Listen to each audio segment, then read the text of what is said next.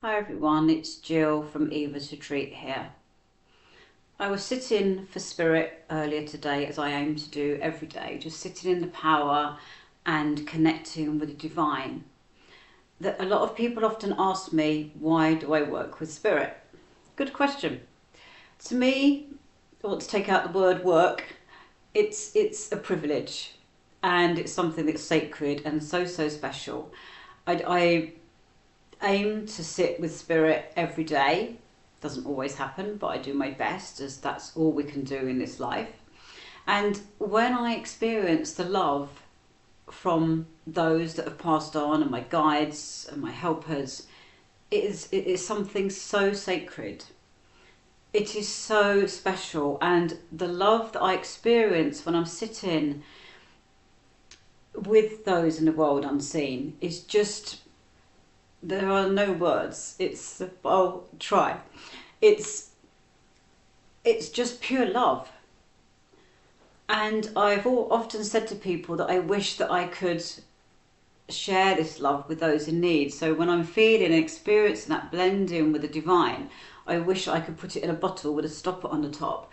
And then when I meet people or animals in need, I want to give them that bottle and just take the stopper off and allow them to be enveloped with the presence of divine love.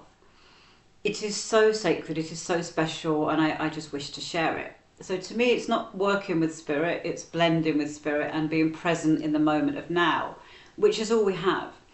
Even if we remember days gone by and have a memory of a loved one, that is actually not in the past. It's in the now.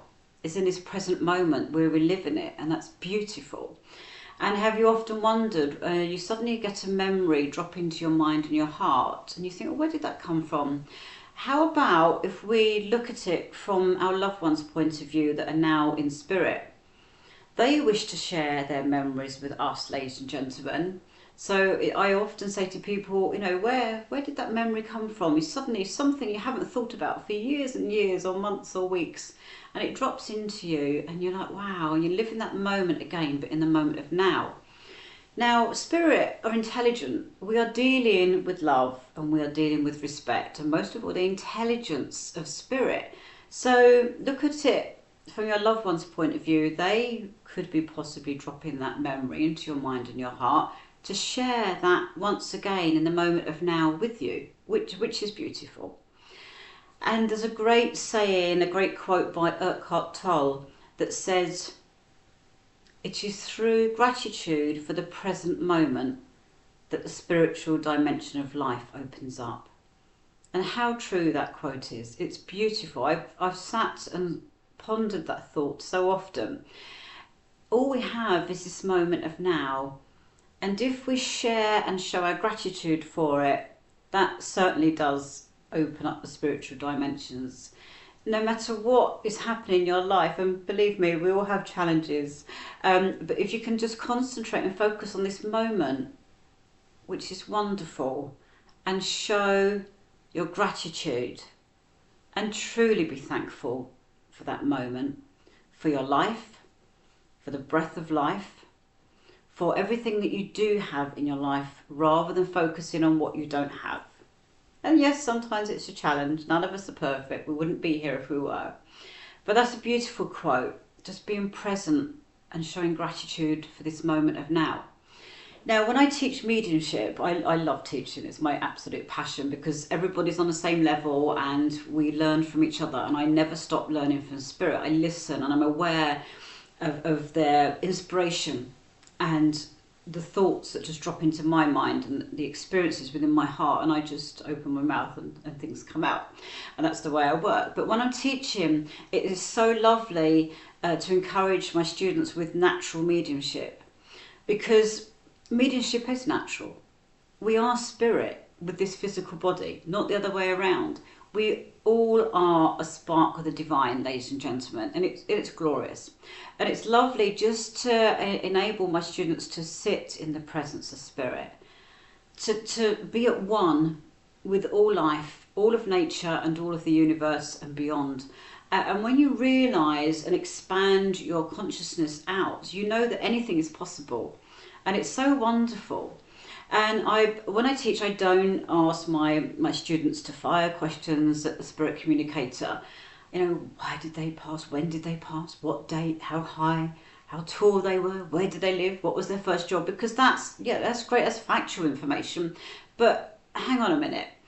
Spirit communicators, your loved ones, have got a few moments to share what they want to say with you. And again, we're back to that intelligence of spirit. They don't want to share how they pass. You know that. So do they. They don't want to relive it. They don't want to give you boring information, ladies and gentlemen. They want to share their love and their memories with you, just for those few moments with a private reading or for mediums on platform. You know, why don't we start listening to spirit? What does spirit want to say? So I just hand it over to them and say, I'm here for you as you are for me.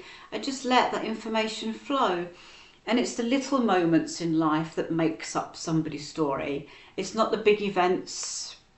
You know, sometimes they may want to share big events and occasions with you, but it's the little moments that made their presence so worthwhile and the way that they touch your lives. It may be a mother or a father or a child communicating. It may be a great aunt that you had a great affinity with and she was really quirky and unusual. And I always say to spirit, please don't just bring in a grandfather that smoked a pipe and liked gardening, or a grandmother that wore an apron and made cakes.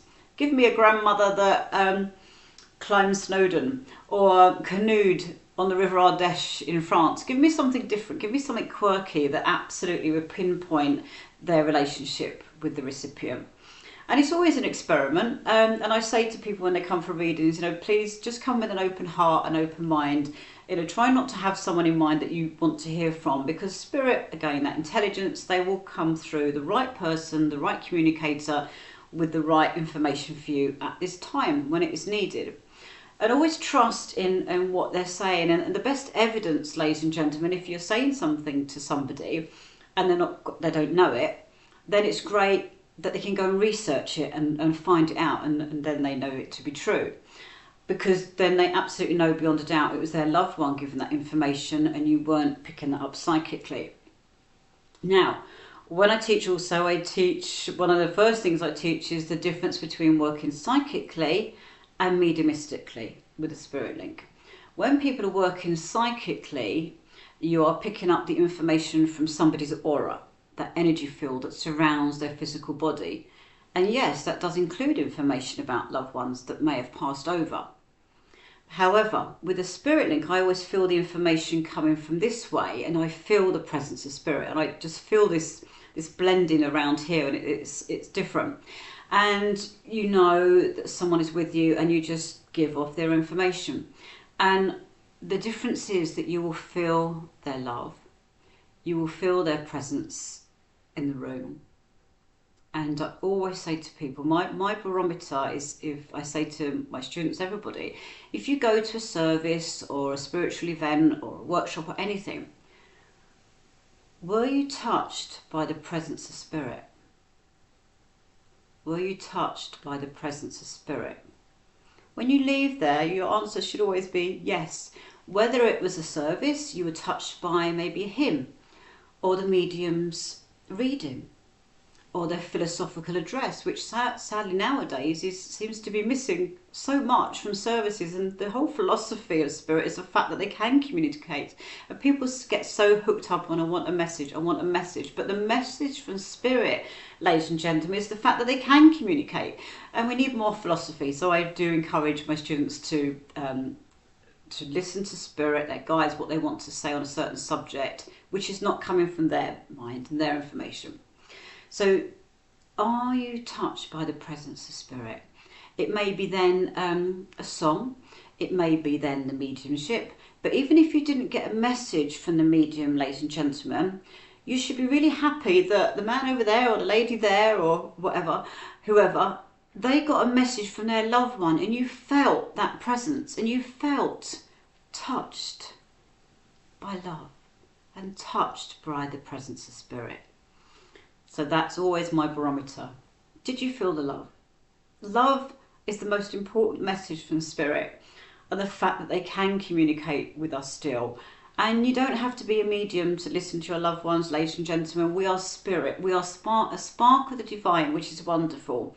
So just sit quietly and just, when you're sitting in the power, or whatever you want to call it, just building up your spiritual connection every day. Just aim for that. Maybe it's 10 minutes, then 20 minutes, then up to an hour. And just, all you have to say is, I'm here for you as you are for me. Welcome. And see what happens.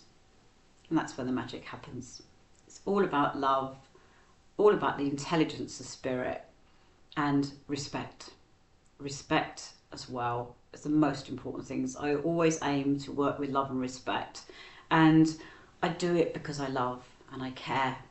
And I want to bring that love and share it to those in need. So thank you for listening. And I look forward to speaking to you soon. Thank you. Blessings to you all.